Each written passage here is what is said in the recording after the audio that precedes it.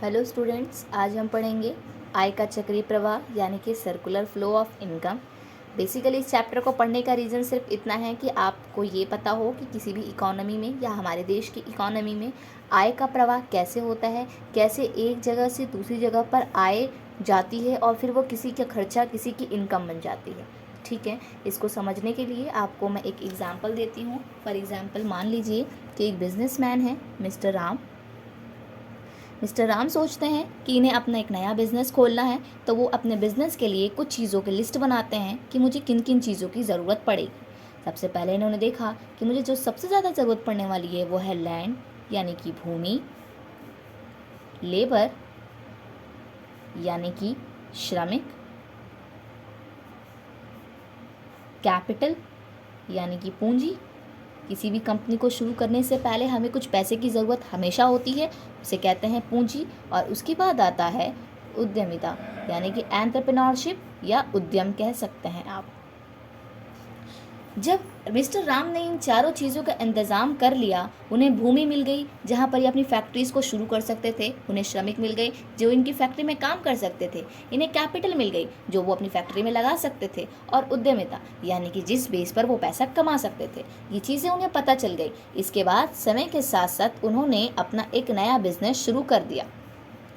ठीक है, इसके बाद फॉर एग्ज़ाम्पल मान लो कि उनका जो कंपनी थी वो टी शर्ट की कंपनी थी।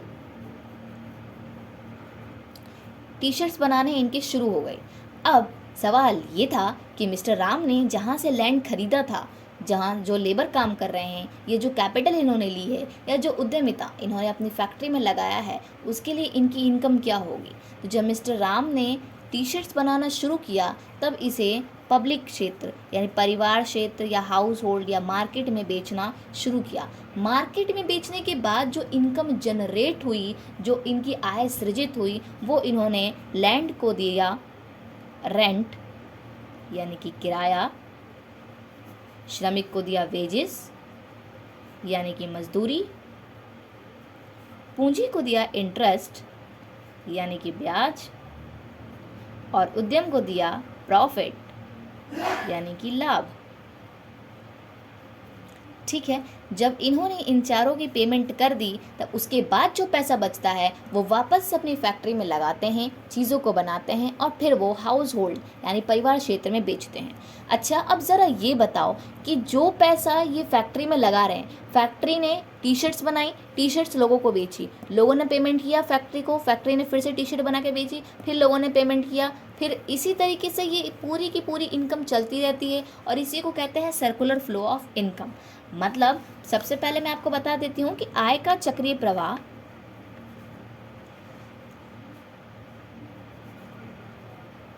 इसकी क्या डेफिनेशन होगी, यानी कि सर्कुलर फ्लो ऑफ इनकम। ठीक है, सर्कुलर फ्लो ऑफ इनकम अब आपको डेफिनेशन समझ में आ जाएगी। इससे अभिप्राय उत्पादन प्रक्रिया से आय के सृजन।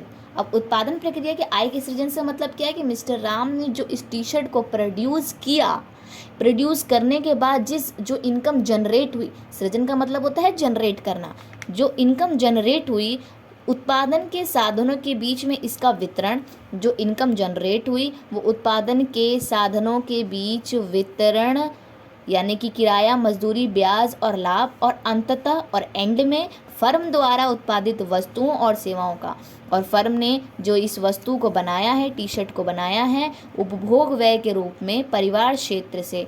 अब इस टी शर्ट को बनाया है, जब इसे पब्लिक को बेचा जाएगा, पब्लिक इसको कंज्यूम करेगी, उपभोग करेगी, उपभोग के लिए करेगी खर्चा, तो खर्चा जो देगी वो देगी फर्म क्षेत्र को, यानी वस्तुओं और सेवाओं पर उपभोग व्यय के रूप में परिवार क्षेत्र से फर्म की तरफ, परिवार क्षेत्र से फर्म की तरफ इसका जो प्रवाह है, प्रवाह का चक्र है। यानी कि पहले फर्म ने खर्चा किया, टी शर्ट बनाया, टी शर्ट को खरीदने के लिए लोगों ने खर्चा किया और फर्म को पैसा दिया, बस इसी को कहते हैं आय का चक्रीय प्रवाह।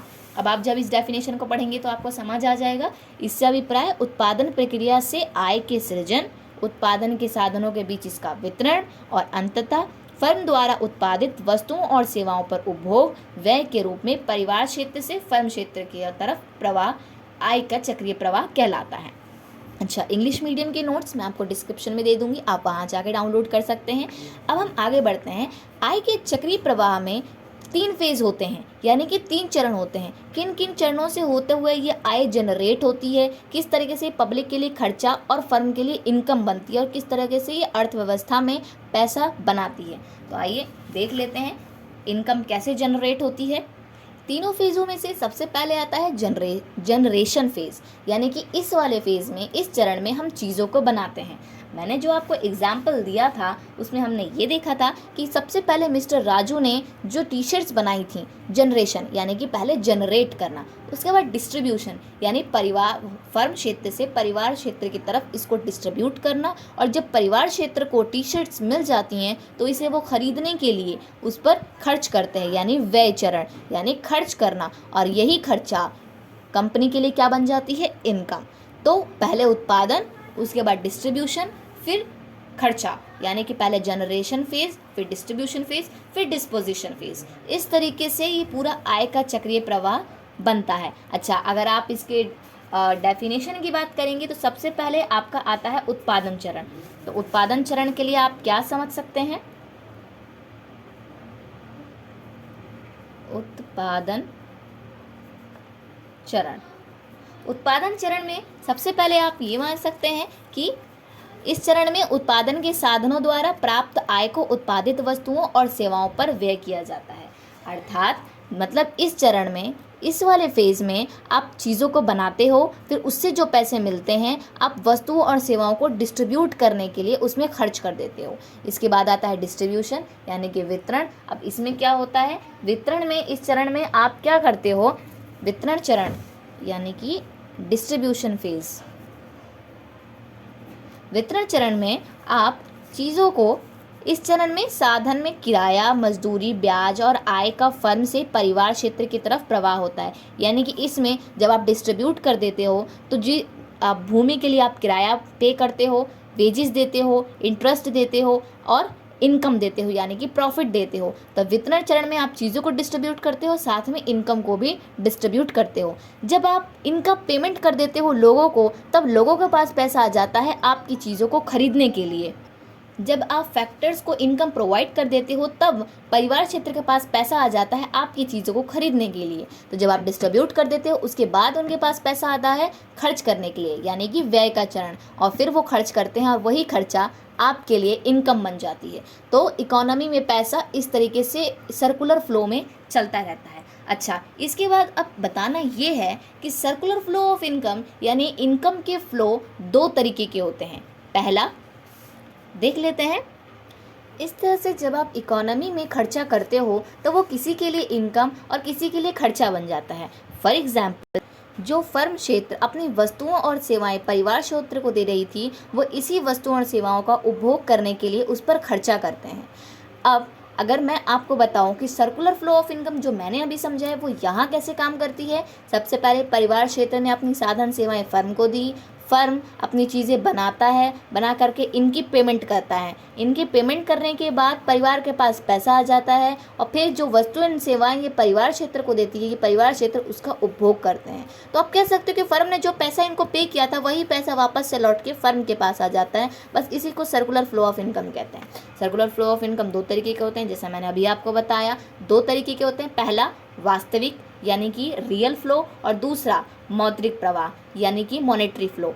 रियल फ्लो में सिर्फ आपकी वस्तुओं और सेवाएं और साधन सेवाएं, जैसे कि साधन सेवाएं और वस्तु एवं सेवाएं, ये दोनों ही आती हैं आपकी वास्तविक प्रवाह में। वास्तविक प्रवाह या रियल फ्लो, और जिसमें मनी इंक्लूड होती है, जिसमें फाइनेंस होता है, जिसमें पैसा होता है, वो आपकी होती है मॉनेटरी फ्लो यानी कि मौद्रिक प्रवाह। देख लेते हैं, क्या बता सकते हो यहाँ पर कहाँ पर पैसा इंक्लूड है? यहाँ उपभोग, वे उपभोग के लिए पेमेंट करेगा परिवार क्षेत्र, और इनका साधन से साधन आय, इन साधनों की आय है जो परिवार क्षेत्र फर्म क्षेत्र पे कर रही है, तो यहाँ भी मनी इंक्लूड है। तो ये क्या कहलाएगा? मौद्रिक प्रवाह यानी कि मनी फ्लो।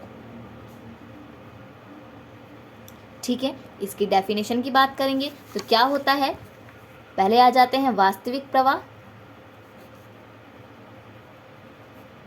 यानी कि रियल फ्लो।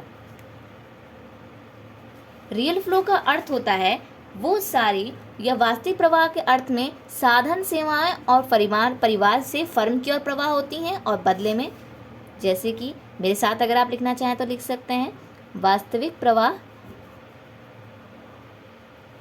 से अभिप्राय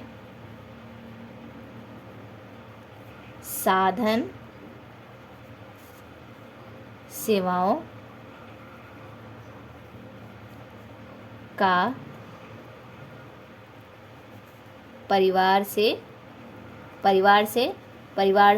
फर्म, ठीक है, परिवार से फर्म की ओर प्रवाह और बदले में वस्तुओं और सेवाओं का फर्म से परिवार को प्रवाह से है। मैंने कुछ भी इसमें रटा रटाया नहीं लिखा है, जो अभी आपको समझाया वही लिखा है कि परिवार क्षेत्र जो साधन सेवाएं देती है और बदले में फर्म उन्हें वस्तुएं एवं सेवाएं देती है, इसी को कहते हैं वास्तविक प्रवाह। अच्छा, अब ये आपका होमवर्क है कि आप मुझे मौद्रिक प्रवाह की डेफिनेशन लिखकर दिखाएंगे, जैसे कि जब फर्म क्षेत्र साधन आय देती है परिवार क्षेत्र को और बदले में परिवार क्षेत्र उपभोग व्यय करता है, इस प्रवाह को कहते हैं मौद्रिक प्रवाह। ठीक है, ये दोनों ही बहुत मुश्किल नहीं थी, कोई रॉकेट साइंस नहीं है, बहुत इजी था। सिर्फ इस सर्कुलर फ्लो ऑफ इनकम में ये वास्तविक प्रवाह और ये मौद्रिक प्रवाह, ठीक है, इनके बीच कई बार डिफरेंस आता है तो आप इजीली लिख सकते हैं। इसमें क्या इंक्लूड है, इसमें सिर्फ साधन सेवाएं और वस्तु एवं सेवाएं, लेकिन मौद्रिक प्रवाह में क्या है, उपभोग व्यय और साधन आय। इसमें मनी इंक्लूड नहीं है, इसमें मनी इंक्लूड है। जब आप इसको आपस में एक्सचेंज करते हो तो इसमें कई बार प्रॉब्लम आ सकती हैं। अगर आपको बार्टर सिस्टम के बारे में पता है कि पहले गेहूं के बदले चावल मिलता था, किसी चीज़ के बदले कोई चीज़ मिलती थी, तो एक सही कंपैरिजन नहीं हो पाता था। तो वास्तविक प्रवाह में वस्तुओं का विनिमय होता है और इसमें मुद्रा का विनिमय होता है। वस्तुओं के विनिमय में किसी प्रकार की परेशानी आ सकती है, लेकिन मौद्रिक विनिमय में किसी भी प्रकार की परेशानी नहीं आती है। तो ये आपकी 3 डेफिनेशन हो गई। पहला इनकी डेफिनेशन, दूसरा विनिमय किसका होता है, और तीसरा प्रॉब्लम या परेशानी किस में आती है। यह आपके यहाँ पर डेफिनेशन के बीच में या वास्तविक प्रवाह और मौद्रिक प्रवाह यानी कि रियल फ्लो और मनी फ्लो के बीच डिफरेंस कंप्लीट हो जाता है। अब आगे चलें तो मैं आपको बता दूँ कि अब आता है इसमें स्टॉक और प्रवाह का कॉन्सेप्ट। स्टॉक व प्रवाह, या आप कह सकते हो स्टॉक एंड फ्लो कॉन्सेप्ट। देखा जाए तो इसके बीच में भी ये भी कोई बहुत बड़ी चीज़ नहीं है, कोई रॉकेट साइंस नहीं है, बहुत आसान है। आप मेरे साथ लिखेंगे स्टॉक। स्टॉक क्या होता है, स्टॉक चर से अभिप्राय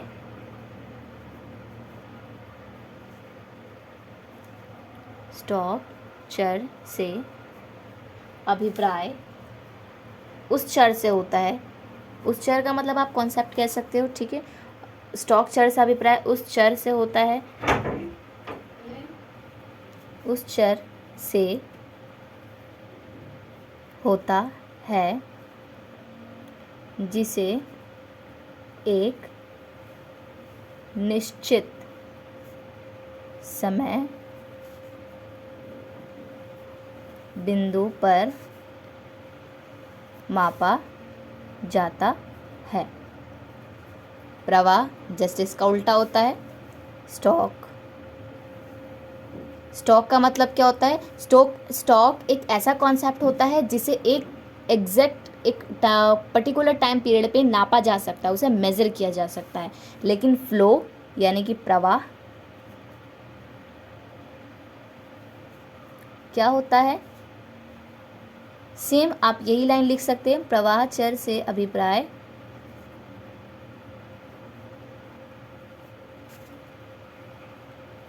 उस चर से होता है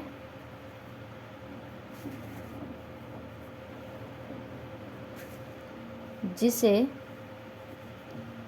एक निश्चित या जिसे एक समय अवधि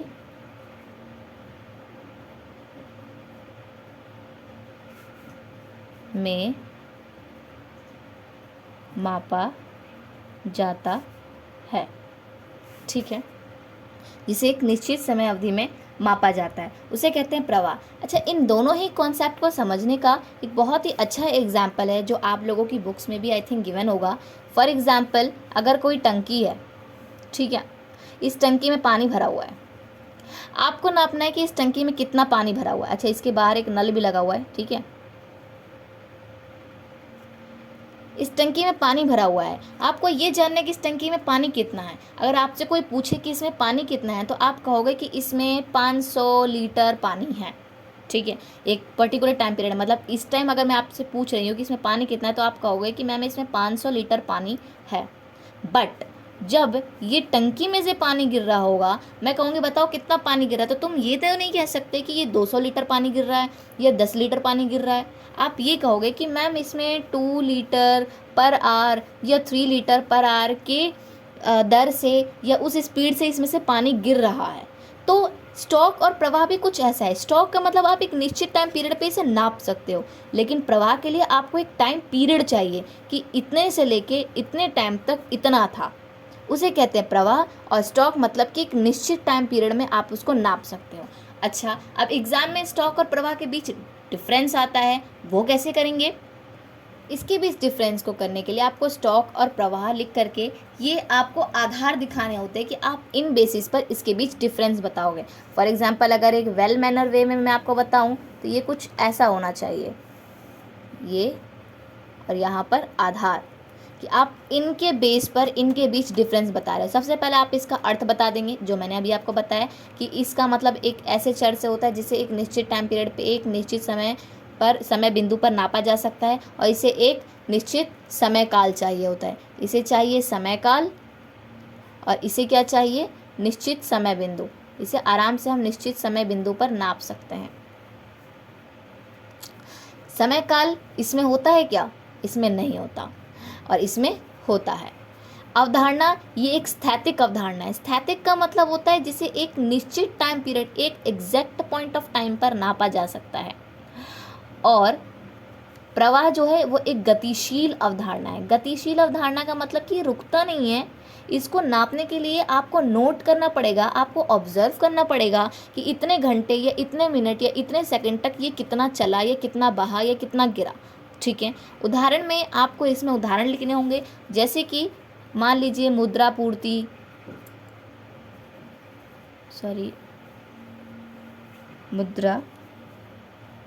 आपूर्ति या राष्ट्रीय संपत्ति। एक टाइम पीरियड पे आप बता सकते हो कि हमारे राष्ट्रीय संपत्ति कितनी है। और संग्रहित गेहूं की मात्रा, जैसे कि संग्रहित गेहूं, जैसे आपके गोदाम में गेहूं पड़े हुए हैं, मैं आपसे कहती हूँ कितना गेहूं है, तो आप कहोगे मैम 2 किलो है या 200 किलो या 400 किलो या 500 किलो है। तो एक एग्जैक्ट टाइम पीरियड पे आपने मुझे बता दिया कि आपके यहाँ पर कितना गेहूं है। तो ये एक स्टॉक अवधारणा होती है। प्रवाह अवधारणा की क्या एग्जाम्पल्स हो सकते हैं? मुद्रा का व्यय या लेन देन। पहला, मुद्रा का व्यय या लेन देन, क्योंकि लेन देन रुकता नहीं है, इसके लिए एक टाइम पीरियड चाहिए कि हमने कितने टाइम कितना खर्चा कितना कर सकते हैं। राष्ट्रीय आय, राष्ट्रीय आय बढ़ती घटती रहती है। ठीक है, राष्ट्रीय आय पूरे साल का नापा जाता है, पूरा एक टाइम पीरियड चाहिए, एग्जैक्ट पूरा फुल टाइम पीरियड चाहिए ताकि हम नाप सकें कि राष्ट्रीय आय कितनी है।